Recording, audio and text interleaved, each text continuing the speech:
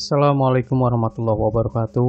Halo Sobat Misteri Sunyi Mencekam, semoga saja Anda masih selalu setia bersama kami, channel yang setiap harinya selalu menyuguhkan cerita-cerita misteri. Dan untuk kali ini kami akan berbagi sebuah kisah nyata misteri yang berjudul Kiriman Pocong Hitam. Sebut saja Karyo. Karyo biasa bermain dengan teman-temannya di depan rumah Pak Doyo. Karyo tipe orang yang kendel atau pemberani dan arogan. Saking beraninya, dia pernah bersembunyi di makam yang angker, tempat di mana dikuburnya para korban pesugihan atau para pelaku pesugihan. Untuk desanya mungkin berbatasan dengan daerah Pemalang. Desa itu diapit oleh sawah yang sangat luas. Konon, Desa M, tempat para pelaku pesugihan, sering meneror Desa W dengan mengganggu anak-anak kecil. Karyo ini berada di Desa W, dan memang faktanya Desa W lebih maju dibanding Desa M. Kok bisa? Karena rata-rata hasil pertaniannya selalu berhasil. Ternak juga sebagai tempat transit para pendatang yang akan melanjutkan ke daerah Batang atau Pekalongan Utara. Karyo bermain dengan temannya yang kala itu berjumlah 5 orang. Padahal orang tuanya telah memperingatkan untuk tidak bermain setelah adzan maghrib. "Jangan pulang lagi, tidur di luar," ucap Bu Cici ibunda Karyo. Karyo hanya tertawa dan berlari tanpa memikirkan ada bahaya yang akan mengancamnya. "Siapa yang jaga?" tanya Karyo. "Adit, ayo sembunyi." Adit berjaga. Dia menutup matanya dan berhitung hingga 50. Sandarannya adalah tembok rumah Pak Dodo. Karyo, Rohim, Sastro, dan Rusman bersembunyi, namun mereka berpencar ketika berada di belakang rumah Pak Dodo. "Kamu yakin bakal sembunyi di sini?" tanya Rohim. "Bagaimana lagi? Yang penting jangan ketahuan," ucap Sastro. Mereka bingung, sedangkan hitungan sudah mencapai 30. Karyo dan yang lainnya masih belum tahu tempat bersembunyi mana yang cocok untuk mereka. "Aku di kandang sama Rohim, Karyo sama Rusman di mana?" Karyo langsung berlari menuju pohon salak yang tumbuh liar di dekat kandang. "Rio, mau kemana?" "Tunggu dulu," tanya Rusman. "Man, jaga anak itu," ucap Rohim. Rusman berlari mengejar Karyo yang sudah bersembunyi. Entah mereka tahu atau tidak, orang tua dari mereka mencari ke sana kemari. Tampaknya teror pocong hitam itu akan segera dimulai. "Pak, Karyo belum datang," ucap Bu Cici. "Di mana?" tanya Pak Subhan. "Rumahnya Pak Dodo," jelas Bu Cici. "Susul sekarang," jelas Pak Subhan. Sementara itu, Adit mencari mereka yang sedang bersembunyi. "Di mana yo?" "Di belakang kali," ucapnya. Adit mendengar suara bentakan kaki di kandang kambing. Pikirnya ada orang yang bersembunyi di situ. Adit mendekati secara perlahan, langkah kakinya dipelankan. Dia menghindari menginjakan kaki di ranting kering, dedaunan, dan juga bekas botol-botol yang berserakan. Begitu Adit telah berada di bibir pintu kandang, dia mendapat 2 orang yang sedang menundukkan kepala. "Apa tidak bau sembunyi di sini?" Hahaha. Adit berlari ke arah depan rumah Pak Dodo sembari berteriak, "Apel!" Sastro dan Rohim telah ketahuan, kini menyisakan Karyo dan Rusman. "Alah, mudah ya," ucap Sastro. "Carikan 2 lagi," sambung Rohim. Dengan perasaan bangga, Adit mencari Karyo dan Rusman di sekitaran kandang. Sastro dan Rohim segera berdiri dan menyambut kedatangan Pak Subhan serta Bu Cici. "Nak, Karyo di mana?" Sastro dan Rohim saling gugup. Mereka berdua seperti terpojokan ketika pertanyaan itu dilontarkan kepadanya. Sementara itu, Adit mendapati sesuatu di pohon salak yang berdekatan dengan kandang kambing itu. "Di situ." Adit melakukan hal yang sama. Dia berjalan dengan pelan dan menghindari dedaunan serta ranting kering. Rusman dan Karyo masih bertahan di tempat itu. Mereka tak tahu bahwa pohon salak itu merupakan awal kemunculan pocong ireng yang pernah diketahui oleh warga sebelumnya. "Man, banyak nyamuk," ucap Karyo. "Keluar aja yuk," ajak Rusman. Karyo hanya menepuk tangannya untuk menangkap nyamuk, namun dia merasakan ada endusan nafas yang sangat berat. Bau busuk seperti daging terbakar tercium. "Bau apa ini, Man?" Rusman merasakan hal yang sama. Mereka berdua bersamaan menatap ke belakang ketika dilihat pocong ireng. Rusman berlari meninggalkan Karyo, sedangkan Karyo hanya terdiam menatap wajah buruk pocong itu. "Ampun," ucap Karyo. Rusman yang keluar dari tempat ia bersembunyi mengagetkan Adit. Kenapa kamu teriak-teriak?" ucap Adit. Ada pocong hitam," ucap Rusman. "Karyo mana?" tanya Adit. "Karyo? Lah, tadi di belakang." Rusman bingung. Dia berlari ke arah depan rumah Pak Dodo. Adit menyusul Rusman dari belakang. Dia juga tak ada pikiran untuk menyelamatkan Karyo. Teriakan Rusman membuat Pak Subhan dan Bu Cici bertanya-tanya. "Nak, ada apa?" tanya Pak Subhan. Pocong ireng." "Karyo ada di mana?" "Karyo tertinggal, aku takut." "Di mana?" tanya Pak Subhan. "Pohon salak." Pak Subhan langsung berlari, sementara itu Bu Cici menyuruh mereka untuk pulang ke rumahnya masing-masing. Beberapa warga mulai membukakan pintunya. Dia bertanya-tanya dan apa yang sedang terjadi. Mengapa anak-anak masih berkeliaran di luar rumah? "Ayo, aku bantu," ucap beberapa warga. Para warga berduyun-duyun menuju pohon salak sembari membawa lentera. Hal yang serupa dirasakan Pak Subhan. Dia masih mencari Karyo di pepohonan salak. Karyo! Karyo!" Pak Subhan melihat dengan mata kepalanya sendiri. Tubuh Karyo yang tergeletak di antara dedaunan yang berserakan, tepat di antara apitan pohon salak yang digunakan sebagai tempat bersembunyi Rusman dan Karyo. "Badanmu panas, Nang," tangis Pak Subhan. Kala itu tubuh Karyo seperti orang yang terkena racun, membiru, bengkak. Sesekali tubuhnya bergerak-gerak, matanya masih melotot tajam ke arah yang tak dituju. Pak Subhan segera mengangkat tubuh Karyo sambil menangis. Para warga yang baru saja datang menanyakan sesuatu yang sedang terjadi. Mereka membantu Pak Subhan untuk membawa Karyo ke rumah. Keadaan menjadi kacau. Seluruh warga di Sawe menuduh bahwa perbuatan keji ini adalah hasil rencana sempurna yang dikirimkan salah satu warga M dengan menjadikan anak kecil sebagai korban dengan perantaranya adalah pocong ireng. Atas saran beberapa warga, diundanglah kiai di kampungnya untuk menyembuhkan Karyo. "Belum ditumbalkan, masih bisa selamat," ucap kiai itu. "Lalu bagaimana Pak caranya mengembalikan Karyo?" tanya Pak Subhan. Kiai itu keluar rumah, dia menatap bulan di langit sembari memainkan tasbihnya. "Rumahmu ke arah barat?" tanya kiai itu. Betul Kiai," jawab Pak Subhan. Para warga keluar dari rumah dan mengikuti arahan dari kiai itu. "Dengarkan, pocong ireng itu akan datang lagi. Jangan ada yang keluar rumah. Bawa masuk seluruh barang-barang kalian yang ada di luar rumah. Sandal, pakaian atau apapun, bawakan masuk ke dalam. Lalu pasang potongan bambu kuning di depan rumah jika rumah menghadap ke arah barat," jelas kiai itu. Para warga mengiyakan. Belum sampai di situ, kiai itu mengisyaratkan untuk seluruh keluarga Pak Subhan agar mendatangi rumahnya selama 7 hari, lalu membacakan Al-Quran selama 7 hari berturut-turut agar Karyo bisa kembali seperti semula.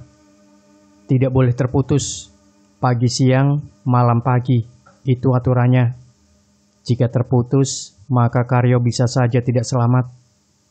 Kiai itu menilai dengan tepat tindakannya agar menjadi bahan renungan bagi tiap warga, bahwa segala sesuatu bila tidak dilakukan dengan halal, maka jatuhnya adalah kehancuran.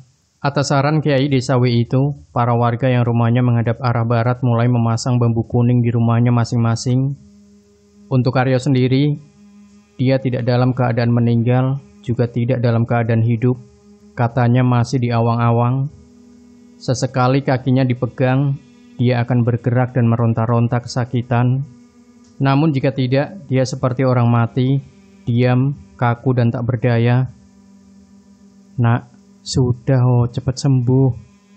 Mamahmu tidak kuat melihat kamu tidak cepat sembuh, ucap Pak Subhan. Bu Cici kabarnya selalu menangisi Karyo, tubuhnya mulai kurus, matanya sembab. Namun di sela-sela itu dia tetap bersikukuh untuk mengamalkan amanat yang telah diberikan oleh Kiai itu. Tiap hari rumah Pak Subhan dibacakan Al-Quran. Pertanyaannya, apa jadinya bila gagal? Menurut narasumber itu sendiri, si Karyo bisa saja meninggal dan dijadikan tumbal. Tapi pada dasarnya, tumbal itu bukan mengarahkan pada Karyo. Karyo hanya kaget ketika melihat pocong ireng itu tepat berada di belakangnya. Seharusnya dia berlari mengikuti Rusman, namun dia hanya terduduk diam dengan terus menatap wajahnya. Alhasil, Karyo terkena sawan dengan badan yang membiru, bengkak. Setelah ditelusuri, ternyata pocong ireng itu mengganggu warga yang notaben mempunyai garis perjalanan karir yang cukup baik, seperti ladang yang luas, sawah yang berhektar-hektar, kambing yang sangat banyak, rumah gedong, toko sembako yang ramai atau pengusaha lainnya. Pak Subhan dan Kiai itu saling bertukar pikiran. Sudah 3 hari semenjak kejadian Karyo, warga tampak hati-hati dan waspada. Namun pocong ireng itu belum ada tanda-tanda kehadirannya. Apakah ini semua palsu? Jika palsu, nanti kita lihat di ujung hari anakmu, tepatnya malam ke-7.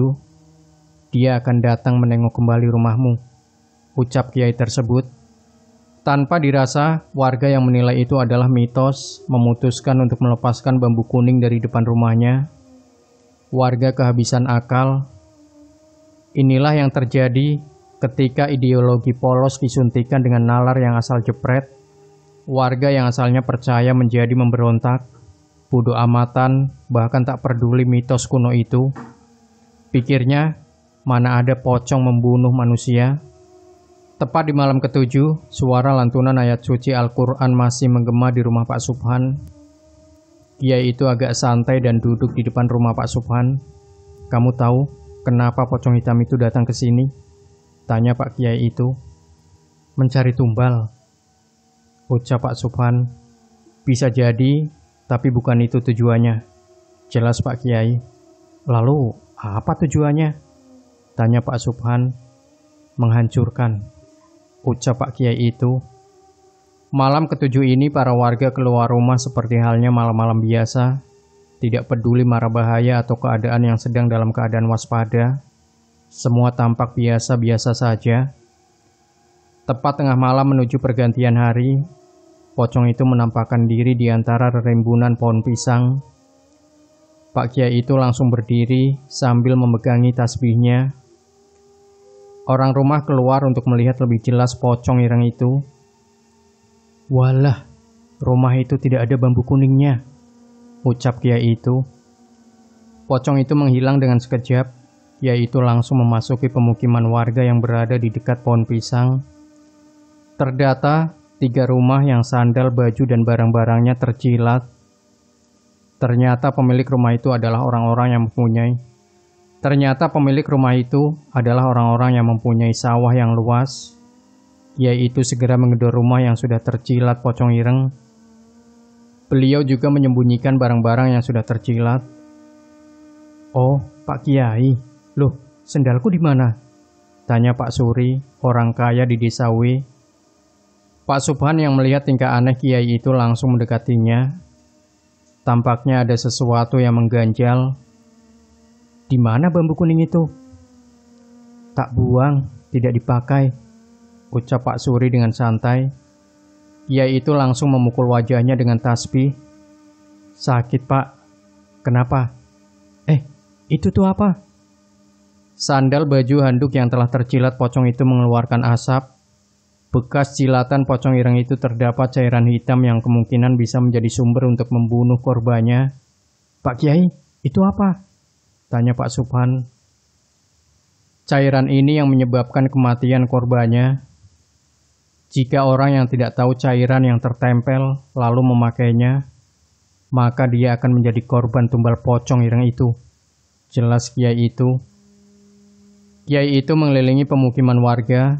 Lebih tepatnya dia akan cek seluruh rumah warga yang tidak terpasang bambu kuning yang fungsinya untuk menangkal dan mencegah pocong ireng itu menjilati barang-barang yang berada di luar rumah.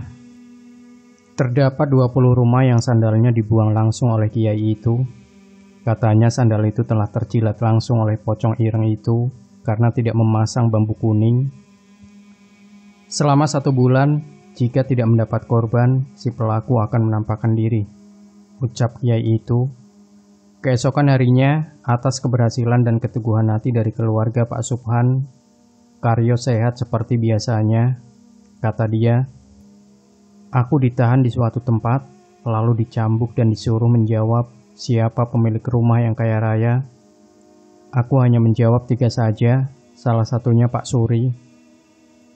Semua tampak normal, namun masih dalam ranah waspada. Rumah Pak Subhan menjadi ramai semenjak Kiai itu sering berkunjung ke rumahnya.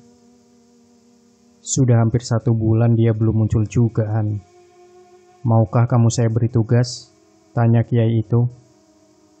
Siap Kiai, jawabnya. "Datangilah rumah A, blok A. Ciri-cirinya rumah bertingkat. Kamu hanya lewat saja. Tidak usah menatap jendela sebelah kanan. Di situ kamarnya." Pak Subhan langsung menuju desa M yang bersebelahan dengan desa W. Dalam kunjungannya dia teringat bahwa rumah itu hanya satu-satunya yang bertingkat. Tidak ada rumah lagi yang lebih mewah darinya. Pak Subhan ingat perkataan Kiai itu. Hanya lewat, jangan menatap jendela sebelah kanan, karena itu kamarnya. Desa itu sepi, sedikit sekali aktivitas warganya. Warga di sana rata-rata pergi keluar daerah untuk bekerja di sana. Sedikit sekali yang memiliki sawah. Tak heran desa M ini tergolong miskin, dan pastinya warga di sekitaran desa M akan melakukan apa saja agar bisa hidup. Salah satunya adalah pesugihan. Ketika mencari-cari rumah yang dituju, Pak Subhan melewati sebuah rumah mewah. Namun di dalamnya terdengar keributan luar biasa. Pak Subhan tidak mau menguping. Dia terus berjalan dan pura-pura tak tahu. Dia hanya mendengar segelintir ucapan dari seorang laki-laki itu. "Kiai bangsat," ucap laki-laki yang berada di rumah tingkat itu. Pak Subhan segera berlari karena informasi ini sangat penting dan harus disampaikan. Keringat dingin kala itu mengucur sangat deras. Katanya, antara hidup dan mati mendengar ucapan laki-laki itu. Jika dia ketahuan karena mendengarkan sedikit dari ucapannya, bisa-bisa Pak Subhan akan diteror kembali. Karena desanya bersebelahan, 10 menit berlari pun sudah sampai. "Sudah ketemu?" tanya Kiai itu. "Sudah Kiai," jawabnya. "Istirahatlah, besok rumah itu akan terbakar. Tapi sebelum itu, dia akan datang ke sini untuk menyerang lagi," ucap Kiai itu. "Mau apa lagi Kiai?" tanya Pak Subhan. "Menghancurkan," ucap Kiai itu. Selepas itu Kiai itu mewajibkan untuk memasang bambu kuning di setiap rumah. Bukan hanya kepada rumah yang arahnya menghadap barat, tapi seluruh rumah. Katanya, pocong ireng itu akan meneror dan melakukan apa saja agar bisa mendapatkan korban. Semua pintu ditutup, seluruh barang seperti sandal, baju, handuk, sepeda motor atau apapun dimasukkan ke dalam rumah. Uniknya, rumah zaman dulu tampak depan sempit. Ketika masuk ke dalam luas, beberapa warga lainnya memilih untuk menemani Pak Subhan dan Pak Kiai yang sedari tadi menunggu kedatangan pocong ireng itu. Seluruh rumah telah mematikan damarnya. Hanya 1 damar yang menyala, rumah Pak Subhan seorang. Bambu kuning berjejer rapi di depan rumah. Tangisan bayi di malam hari memecah kesunyian malam. Sepertinya pocong ireng itu benar-benar datang. Kambing milik Pak Dodo memekikan suara sahutan tanda bahaya. Hewan-hewan di sekitaran desa Wi seperti memberikan sinyal akan kedatangan pocong ireng itu. Dia akan datang membawa dendam padaku. Aku telah menggagalkan pesugihannya, ucap Pak Kiai. Pak Subhan menengok orang rumah, ternyata sudah pada tidur. Karyo tidur bersebelahan dengan istrinya, Bu Cici di kamar depan. Saudara-saudara yang ikut serta dalam membacakan Al-Quran untuk Karyo sudah pulang sebelum teror pocong ireng ini muncul lagi. Semuanya aman, tinggal melihat langkah apa yang akan diambil oleh pocong ireng itu. Tepat ketika bulan purnama berada di atas kepala, sinarnya menerangi rumah warga, pepohonan. Pocong ireng itu muncul di pohon pisang dekat rumah Pak Suri, pemilik sawah yang amat luas. Kiai itu segera membacakan sesuatu di tasbih miliknya. Apakah semua rumah terpasang bambu kuning? Jika belum, segera dipasangkan, saran Kiai itu. Sudah Kiai, jawab warga. Pocong ireng itu menghilang. Tampaknya dia menuju pemukiman warga. Namun sayang, usahanya sia-sia. Seluruh rumah telah terpasang bambu kuning. Tidak ada satupun celah untuk masuk dan menjilati atau meludahkan air liurnya kepada barang atau apapun. Pak Kiai, sudah selesai? Tanya Pak Subhan. Tunggu sampai pagi. Semua berjalan dengan lancar hingga adzan subuh menggema. Suara kentongan yang terbuat dari bambu telah dipukulkan oleh beberapa warga. Pocong ireng itu gagal mengambil korbannya. Pagi harinya banyak warga M yang keluar rumah untuk memadamkan api di rumah tingkat yang pernah dikatakan oleh Kiai itu. Rumah itu adalah pemilik pocong ireng sebagai pesugihan. Sempat beredar juga, pemilik pocong ireng yang berinisial S ini menolak untuk menukarkan keluarganya demi tumbal yang harus diserahkan selama 1 bulan terakhir. Sebagai gantinya, rumah itu terbakar karena menolak perjanjian yang harus disepakati. Rumah dan segalanya yang ada di dalamnya merupakan hasil pesugihan. Tak ada yang tahu bagaimana nasib pemilik pocong ireng itu yang berinisial S. Namun kabarnya pernah bermunculan kembali di awal tahun 2002. Namun dengan sudut pandang yang berbeda. Segala sesuatu yang dikerjakan dengan perbuatan di luar norma kehidupan, alam dan agama, maka kehancuran yang akan didapatkannya. Cerita pocong ireng juga ada versi Banjarnegara. Waktu itu sekitar tahun 1992 di Desa K. Jika ingin melihat keindahan desa ini, lihatlah sungainya. Cahaya matahari yang terpantulkan ke sungai itu akan menciptakan goresan pelangi di sisi sungai. Mungkin beberapa warga Banjarnegara tidak asing dengan kata Sungai Serayu. Sungai nan indah dan menyegarkan mata ini sebagai pokok utama mata pencaharian desanya. Udang dan ikan yang melimpah menjadikan warganya tiap kali berburu mencarinya untuk dijadikan lauk pauk atau sekedar dijual kembali ke pasar. Pesonanya yang indah menjadikan sungai ini seringkali menjadi pusat pariwisata dengan arum jeramnya yang menantang nyali. Namun pernahkah berpikir, dahulu sekali sungai ini sempat diisukan dengan awal kemunculan dari pocong ireng. Ayamku hilang terus, siapa yang ambil? Ucap Pak Aki sambil melihat posisi kandangnya yang telah terbuka semenjak pagi tadi. Bulu-bulu ayam berserakan di sekitaran kandang. Walau hanya satu saja yang tergondol maling, namun sudah 2 pekan terakhir ayam di desa K kerap kali kemalingan. Warga mengira ayam yang menghilang dimangsa musang yang lapar atau ular yang berseliweran di sekitaran pepohonan kelapa. Namun tidak ada tanda-tanda tercabiknya ayam itu, baik darah yang berceceran atau suara ayam di pagi hari, sekitar jam 3 pagi waktu Indonesia Barat. Hilang lagi, maling itu, tambah Pak Koko. Ayammu habis berapa? Tanya Pak Aki. Sudah habis, kesal Pak Koko. Hahaha, saya sisa kotorannya, mau, canda Pak Aki. Mitos hilangnya ayam ini diduga-duga bersamaan dengan kemunculan makhluk yang tak kasat mata berbadan besar, dengan taring dan cakar yang pernah muncul di Sungai Serayu. Dimakan sama gede dhuwur kayaknya, ucap Pak Koko. Tidak mungkin, itu ayam tidak bunyi, sanggah Pak Agi. Namun Pak Agi dan Pak Koko tidak ada keinginan melapor ke balai desa. Kesannya sangat lebay jika dibesar-besarkan. Zaman dulu sangat menjaga citra apabila ada kehilangan, tidak mempersulit. Walaupun tampaknya terkena dirinya sendiri, tapi benar-benar mandiri dan tidak sepenuhnya masalah dilimpahkan kepada balai desa. 2 pekan berlalu, isu kehilangan ayam sudah dirasakan oleh Pak Kepala Desa sendiri. Ayamku kok habis, ucapnya. Semua warga mengira ayam yang diambil adalah ayam yang layak dijual ke pasar.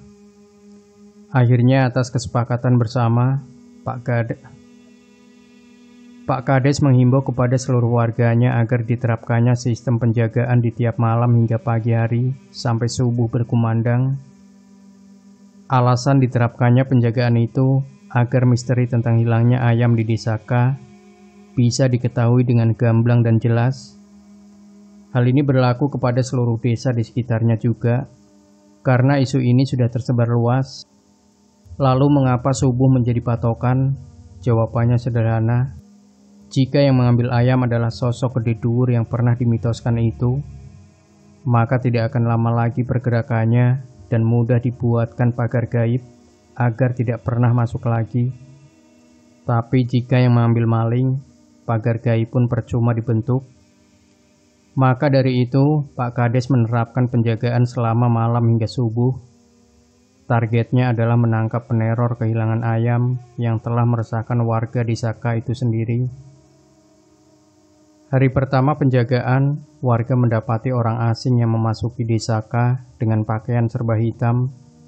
Orang itu membawa karung dan senter. Warga mengira orang itu adalah pencari sarang semut atau kelelawar di sekitaran pepohonan. Namun, begitu ditelusuri, orang yang dicurigai itu menuju kandang ayam salah satu milik warga, yang kebetulan ayamnya masih utuh selama 2 pekan terakhir. Warga yang mengetahui itu segera meneriakinya, "Garong! Maling! Anjing! Kamu ya yang gondol ayam-ayamku!" Warga yang berteriak dahulu sebelum bertindak memberikan kesempatan maling untuk berlari sebelum ketangkap basah. Hari pertama dirasakan sangat sia-sia. Ungkapan memperbanyak kerja dibanding ucapan terbukti ampuh dalam menyelesaikan masalah ini. Kegagalan ini menjadi kekalahan pertama di Saka. Mereka menyesal dan mengadukan ini kepada Pak Kades. Pak Kades yang mengetahui ada pergerakan maling, akhirnya mencari tahu lebih dalam mengenai terakhir kali maling itu menghilang. Warga menjawab secara serentak, "Sungai Serayu," ucap mereka. Penjagaan tetap dijalankan, jangan sampai ada kesalahan. Usahakan bergerilya agar tidak mencirikan penjagaan ini masih berjalan, ucap Pak Kades. Strategi ini dinilai sangat ampuh dengan kondisi sekitar yang rata-rata pepohonan kelapa yang tumbuh tinggi. Dengan memaksimalkan situasi, seharusnya maling bisa tertangkap jika cara ini direalisasikan di hari pertama penjagaan. Namun maling itu tidak berkunjung lagi. Pak Kades meminta untuk bersabar dan terus melakukan penjagaan. Siapa tahu malingnya muncul di saat penjaga dalam keadaan lowong. Hingga hari ketiga hasilnya tetap nihil. Tepat di hari keempat, maling yang telah lama tidak menyentuh tanah basah yang tersentuh tetesan hujan malam tadi muncul dengan pakaian dan perlengkapan yang sama. Warga telah mengetahui maling itu bakal datang di hari itu karena musim penghujan mulai datang. Sepertinya ini adalah kesempatan emas bagi mereka agar menangkap maling ayam yang sempat meresahkan warga ini. Maling itu tampak sempurna, seperti telah ahli. Langkahnya mengendap, pelan tapi santai. Sesekali tatapannya menengok kanan kiri, depan belakang. Semuanya terasa aman, padahal warga sedang bergerilya di dekat pohon kelapa. Ketika maling itu hendak mengarungi ayam yang berada di kandang, ayam itu memekikkan suaranya. Maling itu syok dan memplester mulut ayam itu dengan cepat, lalu dimasukkannya ke dalam karung yang telah lebih dulu disiapkan. Warga yang telah geram melihat tingkah maling itu masih bergerilya di balik pohon kelapa. Mereka menunggu aba-aba untuk mencegatnya. Serasa sudah selesai, maling itu menengok kanan kiri, depan belakang sekitaran. Hatinya mulai tidak tenang. Ketika hendak memutar balik ke arah yang berlawanan, para warga keluar dari tempat persembunyiannya. Terjepitlah maling itu tepat di tengah-tengah keramaian warga. Total 15 orang yang mengerumuni maling itu. "Sudah, tidak usah banyak omong, bunuh," ucap warga yang sudah lebih dulu kesal. Para warga menghakimi maling itu tanpa lebih dulu diinterogasi oleh Pak Kades. Mereka menghantam, memukul, menendang maling itu tanpa belas kasihan. Teriakan minta tolong, tangisan, jeritan, rasa sakit, semuanya menjadi hening di tengah malam yang semula damai, kini menjadi malam akhir bagi perjalanannya. Darah berceceran di mana-mana, matanya menghitam dan lebam. Tangannya masih meraba-raba karung yang telah diisi oleh ayam itu sendiri. Dari arah belakang, salah satu warga menghantam kepala maling itu dengan batu cadas, seperti batu untuk pondasi rumah. Kepala itu remuk, darahnya mengalir deras dan merambah ke tanah yang basah. Bau amis darah menggantikan bau embun di pagi hari. Maling itu mati di tempat. Malingnya mati. Gila kamu," ucap warga. "Terus bagaimana?" "Jangan sampai ketahuan Pak Kades, bisa mati aku," ucap yang lainnya. Kebetulan waktu itu Pak Agi dan Pak Koko tidak mendapat jadwal menjaga. Jadi kematian maling itu berhasil disembunyikan. Lalu bagaimana cara mereka menutup kejadian itu dengan rapi? Karena sia-sia juga untuk memberitahu Pak Kades melihat risiko yang amat besar. Para warga membagi tugas. 5 orang pertama membersihkan aliran darah yang merembes di tanah yang basah dengan memberikan tanah liat yang diambilnya dari sekitaran Sungai Serayu. 5 orang kedua mencari kain kafan, 5 orang ketiga menguburnya. Mereka bekerja dengan cepat agar semua tertata rapi tanpa ada kecacatan sedikit pun. Namun, ada satu permasalahan yang sangat kompleks. Mereka tidak berhasil menemukan kain kafan yang digunakan untuk membungkus tubuh maling itu. "Kainnya mana?" tanya warga yang bertugas untuk mengubur maling itu. "Tidak ada. Bagaimana ini?" Mereka kebingungan mencari kain kafan yang digunakannya untuk membungkus tubuh maling itu. "Plastik hitam besar," ucap warga. Mereka langsung mencari ke berbagai sudut kantong plastik yang dirasa bisa membungkus mayat si maling ini. Didapatnya kresek hitam itu dari salah satu rumah warga yang biasa digunakan untuk menaruh pupuk kambing. Kematian yang tidak tenang, prosesi penguburan yang tidak wajar, alat yang digunakan tidak berperi kemanusiaan. Bukankah hal ini yang menjadikannya membalas dendam? Maling itu dikuburkan di dekat Sungai Serayu. Tanah yang digunakan untuk mengubur disiram oleh air agar tidak mencirikan seperti kuburan.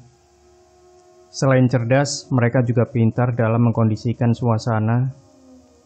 Lalu, usut punya usut, keluarga korban mengetahui tindakan kurang ajar Desaka kepada anaknya.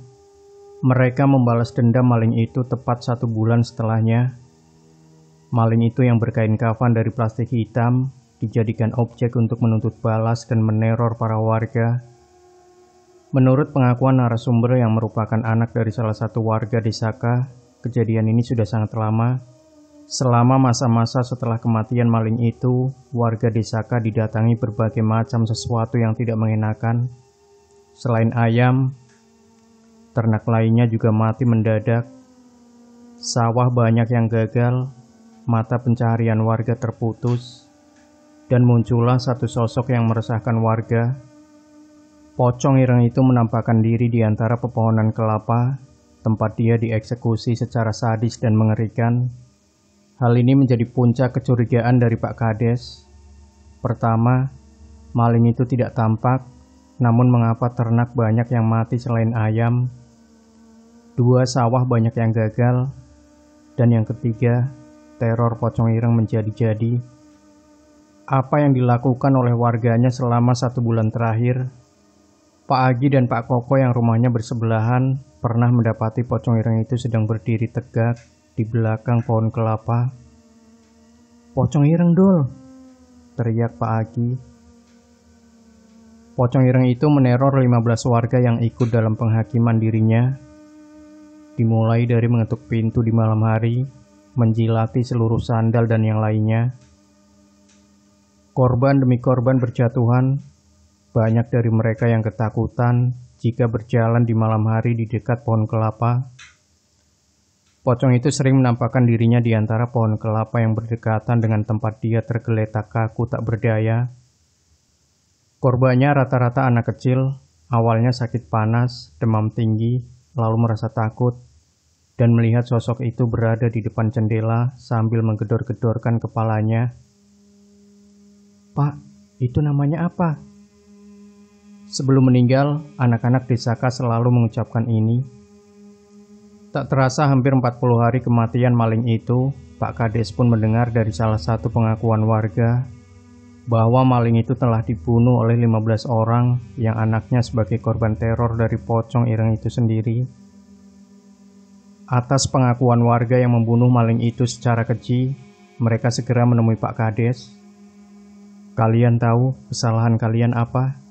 tanya Pak Kades. Ke-15 orang itu hanya terdiam sambil menangis. Mereka menyesal. "Jangan bunuh tubuhnya, jangan siksa tubuhnya, jangan menghakimi," teriak Pak Kades. "Pak, lalu apa langkah yang akan diambil?" tanya Pak Agi. Pak Kades terdiam. "Hubungi Kiai A di desa B. Dia pernah mendapati kiriman seperti ini. Siapa tahu ada jalan keluarnya," pinta Pak Koko. Akhirnya mereka menyetujui untuk bekerja sama dengan Kiai A di desa B. Tujuannya adalah mencari pelaku atau dalang di balik kiriman pocong ireng ini. Kiai itu berhasil didatangkan sebelum azan maghrib tiba. Para warga segera mengikuti runtutan kegiatan yang ditetapkan Kiai itu.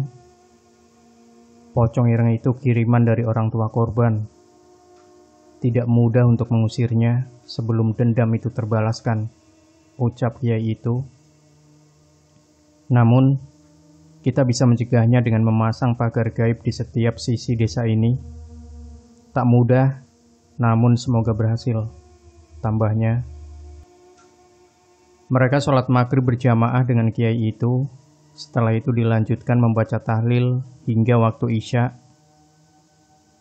Langkah terakhir adalah menancapkan pagar gaib berupa bambu kuning. Ukurannya seperti potongan pasak kemah, namun itu sangat berguna. Entah apa yang membedakan antara versi Pekalongan dan Banjarnegara ini. Sepertinya kemiripannya ada di cara mencegah pocong ireng itu masuk ke pemukiman warga. Sebanyak 150 disesuaikan dengan pelaku pengeroyokan, namun dengan kelipatan 10 per orang.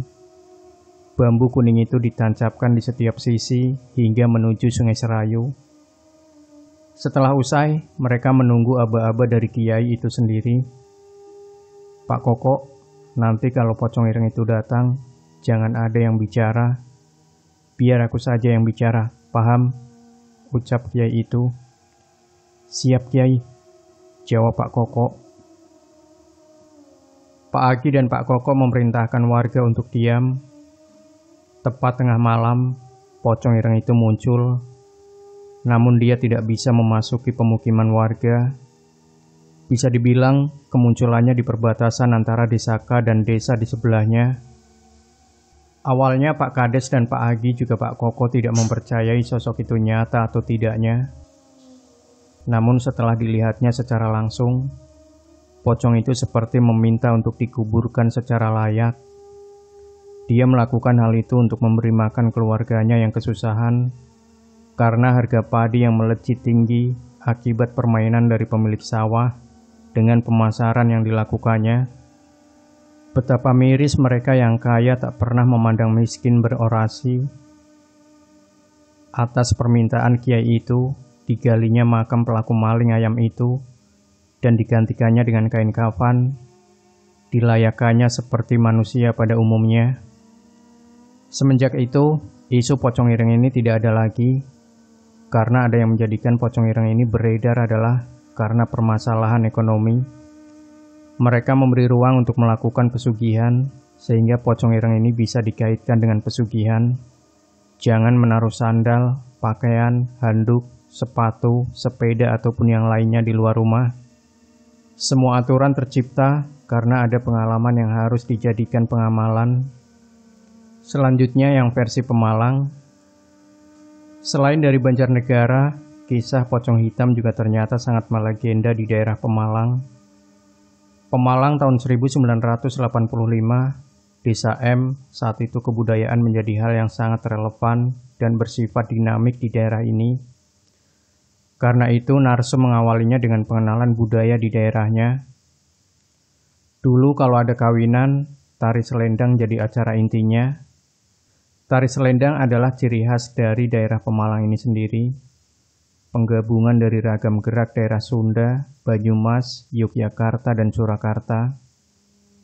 Namun di tengah merebaknya kesenian dan kebudayaan di Pemalang, terdapat teror yang mengerikan. Kalau ada yang mengetuk pintumu malam-malam, jangan dihiraukan, ucap Mak Sri. Mak Sri mempunyai anak perempuan yang baru saja menikah, namanya Lili. Selang 3 bulan pernikahannya, Lili dikabarkan mengandung bayi hasil pernikahannya dengan pemuda asal Jakarta bernama Bram. Mungkin nikah muda bukan hal yang lumrah untuk zaman dulu. Asalkan ada kemantapan di antara keduanya, pernikahan bisa dilangsungkan atas dasar suka sama suka. Mak Sri mengingatkan kepada Bram agar menjaga Lili ketika maghrib mulai bergema. Saat itu orang yang hamil sangat mempercayai mitos yang beredar. Pocong ireng sendiri baru diketahui ketika salah satu warga yang tak sengaja melihatnya di depan rumahnya. Pocong ireng itu mencari tumbal. Incarannya yang terutama adalah bayi yang dikandung oleh ibu-ibu hamil di desa itu sendiri. Banyak wanita hamil yang stres, ada yang keguguran, kontraksi yang berlebihan, bahkan memutuskan untuk pindah rumah dan hidup di daerah lain agar teror itu tidak merebak dan mengganggunya secara terus-menerus.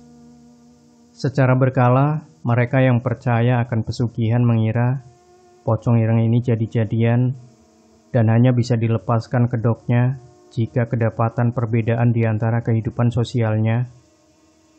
Konon, si pelaku pocong ireng ini memainkan perannya dari kejauhan dan mengambil tirakat dari luar kota. Bisa dibilang, dia melakukan persetujuan dengan mengorbankan seseorang untuk awal terjadinya kerjasama di antara demit dan juga dirinya. Apa persyaratannya? Si pelaku harus mendiami dan bertirakat di salah satu gunung di Jawa Barat, lalu dia harus menyetubuhi putrinya secara keji. Sesudah itu, dia memaksa putrinya untuk meminum darah ayam cemani hitam yang digorok lehernya menghadap timur di tempat yang tak pernah diketahui letaknya. Jika sudah, si putri itu tidak boleh keluar dari rumahnya sebelum waktu yang ditentukan.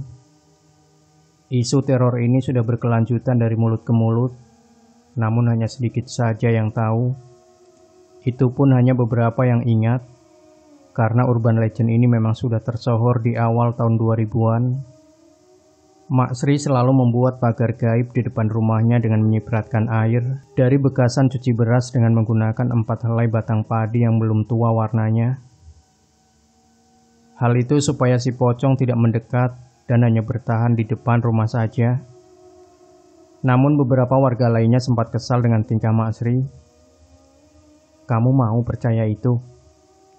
Berbagai fitnah dilontarkan oleh para warga terkait kemunculan pocong ireng. Mak Sri itu yang bikin perpecahan. Tanpa dirasa, hal ini terdengar ke telinga Lili dan Bram. Mereka agak resah mendengarnya. Mak, sudah, selesaikan. Itu mitos, ucap Lili. Mak Sri hanya terdiam sambil terus melanjutkan pekerjaannya untuk menyipratkan air itu di depan rumah Lili dan Bram. Namun, siapa sangka si Lili termakan buayan para tetangga rumahnya kalau si ibunya telah gila dan mempercayai mitos akan kemunculan pocong ireng. "Sudah, Mak, aku tidak butuh itu. Itu mitos." Lili mendorong ibunya hingga terjatuh. Baskom atau wadah pun terlempar hingga tangannya terkilir. "Li, kamu kenapa? Ini ibumu," jelas Bram. Bram membantu membangunkan ibu mertuanya. Tangannya yang terkilir dia urut dengan menggunakan minyak lentik atau minyak goreng. Lili masih tak peduli, masa bodoh dengan mitos kuno yang beredar. "Nduk, itu bukan mitos," ucap Mak Sri. "Mak, Lili malu jadi omongan tetangga," jelasnya. Mak Sri hanya menundukkan pandangannya. Begitu pula Mas Bram yang tampak kecewa dengan tingkah Lili yang berada di luar batas. Kekecewaannya tetap tak bisa diungkapkan karena takut akan menjadi beban pikiran istrinya, Lili. Bram mengantarkan ibu mertuanya, Mak Sri, untuk pulang ke rumahnya yang tidak jauh dari tempatnya.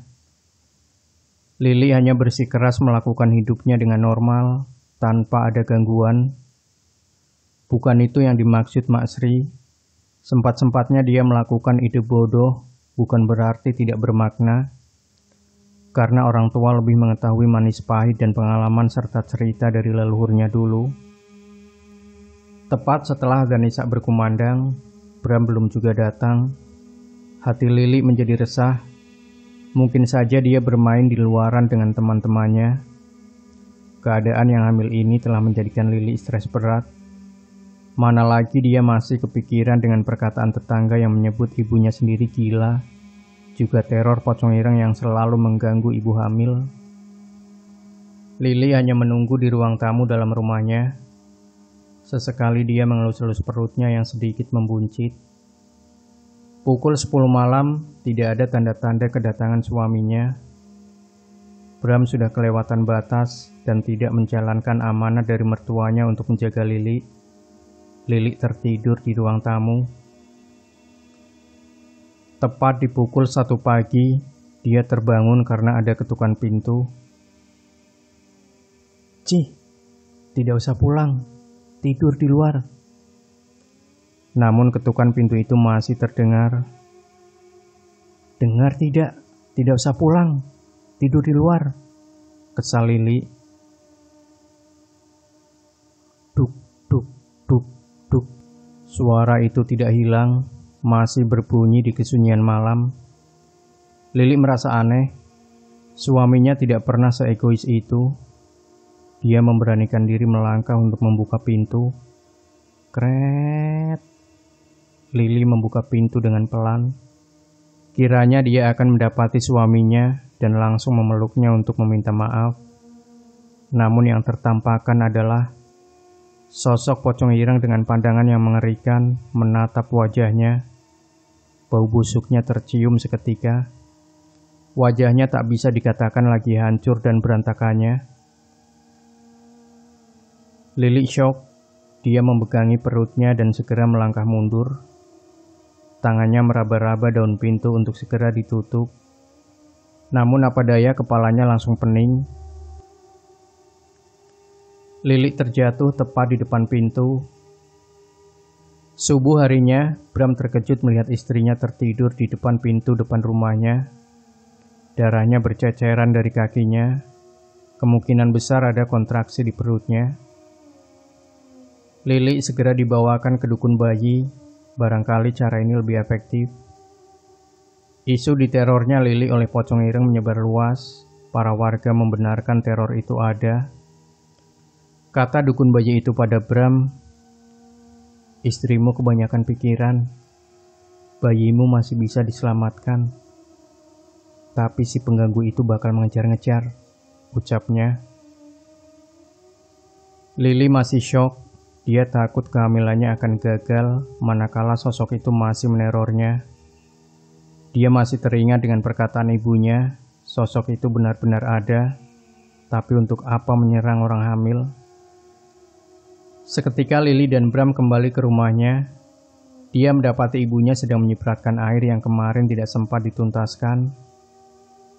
"Mak," ucap Lili. Ibunya tersenyum lalu kembali melanjutkan tugasnya. "Mak, masuk ke dalam. Lili mau bicara," ucap Bram. Mak Sri masuk ke kamar Lili. Dia mendapati Lili lemas tak berdaya. "Bram, kesini," teriak Mak Sri. "Iya, Mak," ucap Bram. "Apa amanatku ke kamu?" tanya Mak Sri. "Jaga istriku." "Bagaimana, sudah dijaga belum?" tanya Mak Sri. "Tapi Mak," sela Bram. "Bram, pocong hitam itu nyata. Jangan dimainkan. Jangan hiraukan mulut tetangga," kesal Mak Sri. Bram seakan mendapatkan sebuah peringatan besar untuk mengevaluasi dirinya sebagai suami. Lili yang masih terbujur kaku hanya bisa mengelus perutnya. Dia trauma berat. Mak Sri mendekati tubuh Lili yang sedari tadi lemas. Wajahnya sangat pucat. "Mak, minta maaf," ucap Lili dengan suara lirih. "Nak, jangan merasa salah. Perbaiki titah yang sudah diucapkan." "Mak, pocong itu jadi-jadian?" tanya Lili. "Pocong itu pesugihan dari gunung. Korban akan digadaikan dengan kekayaan. Namun syaratnya sangat ekstrim dan berbahaya," ucap Mak Sri. "Apa itu, Mak?" tanya Lili. Awal mulanya yang Mak tahu, dari jajaran mayat, pocong itu bakal jadi keturunan kepada keluarga yang telah diterahkan hingga anak putu. Jelas Mak Sri. "Hah? Ungkapan apa itu?" tanya Lili. Intinya, jika telah mengawali, semua yang tercium seperti mayat akan didatangkan. Lalu jika gagal, maka akan berimbas pada anak cucunya, ucap Mak Sri. "Berarti rumah ini," tanya Lili, "sudah bau mayat." Percakapan terhenti. Mak Sri kembali ke depan rumah. Mak Sri kembali menyipratkan air itu di depan rumah Lili. Para tetangga hanya bisa melihat tanpa ingin mengganggunya. "Sri, apa itu?" tanya warga. "Air untuk menghilangkan bau mayat," jelas Mak Sri. "Buat apa?" tanya warga. Mak Sri terdiam sejenak. Dia melihat tubuhnya yang sudah tua renta. "Kamu percaya titah leluhurmu?" tanya Mak Sri. "Titah apa?" tanya balik salah satu warga yang sangat ngeyel dengan penjelasan Mak Sri. "Masukkan sandal, baju kamu dan anakmu jika matahari telah tenggelam." Perkataan itu membuat panik seluruh warga sekitar. Titah leluhur yang disebarkan dari mulut ke mulut, lewat buyut, nenek, kakek, saudara. Tidak mementingkan keadaan zaman dan kapan waktu telah bergulir, aturan tetap menjadi pondasi. Matahari sudah tenggelam. Ucapan itu sekarang sering terdengar oleh setiap warga. Mereka bergegas masuk ke rumah. Seluruh barang yang berada di luaran segera dimasukkan ke dalam untuk mencegah ambuan mayat. Hingga malam tiba, tidak ada warga yang berkeliaran. Mereka saling menatap jendela mereka. Siapakah yang malam ini akan diteror? Diketuk pintunya berkali-kali hingga membuat kepala pening dan pusing. Mak Sri sengaja tidak pulang ke rumahnya. Dia memilih menjaga Lili karena si Bram belum becus untuk menjaga anak semata wayangnya itu. "Bram, sini," ucap Mak Sri. Bram segera menuju ruang tamu sambil membawa teh hangat di gelas besi. "Iya, Mak," ucap Bram. "Nanti, jika telah tengah malam, jangan buka bagian belakang pintu. Dia akan menyerang di bagian belakang.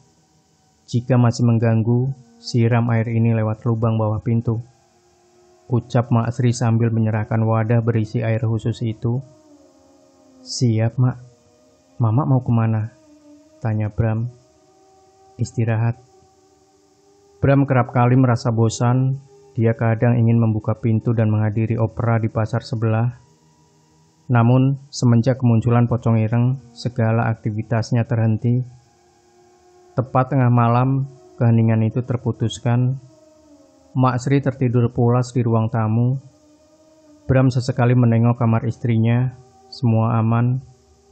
Tapi suara ketukan itu memecah belah kenyamanannya. Duk, duk, duk, duk. Suara ketukan pintu itu terdengar jelas oleh Bram, asalnya dari belakang rumahnya. Bram mulai tidak tenang. Dia ingat titah dan amanat mertuanya. Tangannya ingin membangunkan tubuh mertuanya agar segera membantu ketakutan ini.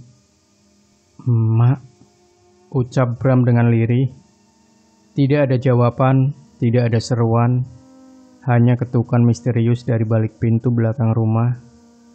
Bram melangkahkan kaki menuju pintu belakang sambil membawa wadah berisi air yang telah diamanatkan oleh mertuanya. Suara ketukan pintu masih terngiang-ngiang di telinga Bram. Ketika Bram telah sampai di depan pintu, suara ketukan itu terhenti, namun dia mencium bau yang sangat, hingga membuat perutnya sangat mual. Bau mayat. Bram mundur ke belakang. Dia tidak jadi menyiram bawah pintu yang diamanatkan oleh mertuanya. Ketika langkahnya mundur, suara ketukan rumah itu berbunyi kembali seperti minta dibukakan. Bram merinding tak karuan. Seluruh tubuhnya bergetar. Mak Sri terbangun dari tidurnya dan melihat Bram mematung di depan kamar istrinya. "Bram, ada apa?" tanya Mak Sri. Bram menengok ke arah belakang Mak Sri sembari merautkan wajah takutnya. "Emak, pocong itu ada," ucap Bram. Mak Sri segera menuju Bram. Suara ketukan itu masih berbunyi keras. "Bram, siram, siram," ucap Mak Sri. Bram tak mampu melangkahkan kakinya, seperti ada sesuatu yang menahannya untuk melangkah. Diambilnya wadah itu oleh Mak Sri dan segera menuju pintu yang dimaksud. "Bau mayat, pulang kamu, jangan kesini lagi." "Pulang ke tuanmu, jangan kesini lagi," teriak Mak Sri sambil menyirami bawah pintu. Sesaat ketukan pintu itu hilang, bau busuk yang tercium pun sudah menghilang. Ketika pintu itu dibuka oleh Mak Sri, dia menemukan banyak belatung dan cacing yang memenuhi tanah tepat di belakang pintu rumahnya. "Bram, ambilkan garam," ucap Mak Sri. Bram mengambil garam dapur. Dia menyerahkan garam itu kepada Mak Sri. "Nih pocong, itu suruhan. Tidak akan kehabisan nakal untuk menghancurkan dan mengambil tumbal. Makanya kamu harus berani," ucap Mak Sri. Selepas kejadian itu, para warga jadi yakin dengan teror yang menyerang pemukimannya.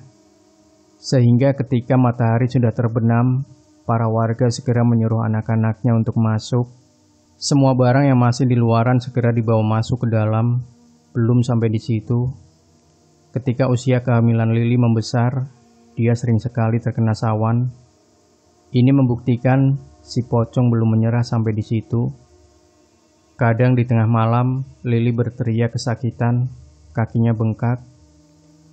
"Lili sedang ditahan oleh si brengsek itu," ucap Mak Sri.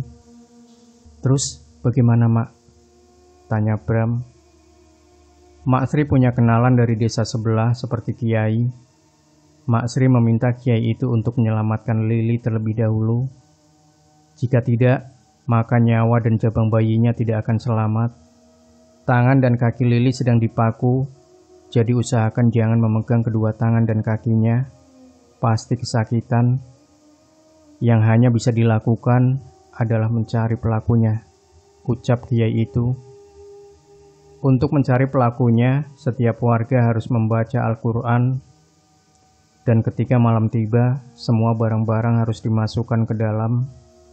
Kata kiai itu, pocong ireng hanya mengganggu satu korbannya untuk ditumbalkan. Jika gagal, dia akan mengambil tuanya. Itulah perjanjiannya. Ditambah bambu kuning, mau besar atau kecil, katanya untuk mencegah pocong itu masuk dan mengganggu warga. Kiai itu meminta ruang khusus untuk menyerang balik tuanya. Katanya, jika pocong ireng itu berkeliaran, posisi tuanya akan lemah. Ditempatkannya Kiai itu di ruangan penyimpan bahan makanan. Ciri-ciri pocong itu datang adalah dengan gemuruh suara angin, bau busuk mayat dan ketukan pintu. Benar saja, pocong itu masih mengetuk bagian belakang rumah Lili. Mak Sri menyarankan agar Bram fokus menjaga Lili, sedangkan Mak Sri menuju ruangan Kiai itu sedang bersiap menyerang tuan dari pocong ireng itu. "Sudah datang," ucap Mak Sri dari bibir pintu ruangan itu. Suara ketukan pintu terdengar jelas, ditambah dengan suara gemuruh angin. Lili berteriak kesakitan. Mak Sri panik tak karuan. "Jangan dipegang kaki sama tangannya, lepaskan," teriak Kiai itu pada Mak Sri. "Bram, lepaskan," teriak Mak Sri. Bram langsung melepaskan tangannya. "Telat sebentar, anakmu bisa mati," ucap Kiai itu. "Terus bagaimana?" tanya Mak Sri. "Diam dulu, tuanya sebentar lagi ketahuan." Mak Sri tak bisa berbuat apa-apa. Dia hanya bisa menunggu waktu yang tepat untuk membantu Kiai itu. Suara itu lambat laun menghilang bersamaan dengan gemuruh angin. "Sudah selesai," ucap Kiai itu. "Maksudnya bagaimana?" tanya Mak Sri. Kiai itu keluar dari ruangan tempat dia bermeditasi. Mak Sri menyuruhnya menuju ruang tamu untuk menjelaskan. "Sri, jangan sampai kamu buka pintu belakang jika matahari telah tenggelam. Sudah jebol. Cari bambu kuning untuk menahan," jelas Kiai itu. "Lili bagaimana?" tanya Mak Sri. "Bakal sembuh," jawab Kiai itu. "Pocong itu bentuk pesugihan yang mengambil jabang bayi. Perhatikan juga suaminya. Jangan sampai sering keluar malam. Lili sudah tercium bau mayat oleh pocong itu. Dia akan segera diincar. Selipkan semiti di kantong depan," jelas Kiai itu. "Tuanya bagaimana?" tanya Mak Sri. "Bakal ketahuan sendiri," ucap Kiai itu. Beberapa hari kemudian, warga dikejutkan dengan penemuan pocong ireng di perkebunan. Namun dia tidak menyentuh sedikit pun tanah dari desa yang telah terpagar bambu kuning. Pocong ireng itu tidak bisa masuk ke dalam pemukiman warga. Hingga perjanjian awal yang disebutkan, jika gagal memberi tumbal, maka keluarganya yang akan terambil. Satu persatu keluarga dari tuan yang melakukan pesugihan pocong ireng itu meninggal. Awalnya dia jatuh miskin, lalu lambat laun dia meninggal dengan tidak baik. Diketahui pelakunya telah lama melakukan praktek ini dan mengorbankan 3 orang anaknya. Satu sebagai syarat ketika pertama kali melakukan perjanjian, 2 lainnya berangsur-angsur sesuai keadaan. Demikian Sobat Misteri Sunyi Mencekam, akhir dari sebuah kisah nyata misteri yang berjudul Kiriman Pocong Hitam. Jangan lupa tinggalkan komentar Anda, like, share video ini, subscribe channel Sunyi Mencekam, dan kembali nantikan cerita-cerita misteri terbaru dari kami. Wassalamualaikum warahmatullahi wabarakatuh.